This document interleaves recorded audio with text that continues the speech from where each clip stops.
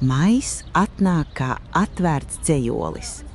Silts dvašas pieskāriens, kas slīd pāri lapusēm un modina vārdus, kas gulējuši klusumā. Gaisma krīt citādi. Tā neapgaismo, tā glāsta. Un šajā glāstā grāmatas šķiet pulsējam.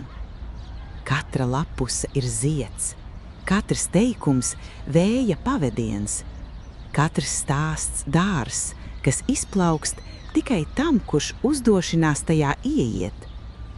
Maijā burti zied, domām dīkst saknes, un tu, lasītāji, kļūsti par auglīgu zemi visam tam, ko vēl nemaz nezini, ka meklē. Jo maijs ne tikai piepilda ielas ar gaismu, tas piepilda domas ar mūziku, piepilda dzīvi ar elpu to dvēseles stūri, ko prot aizskart tikai grāmatas. Mēnesim ritot, ziedi arī tu, lapusi pēc lapuses, it kā katrs lasījums būtu jauns veids, kā ieelpot.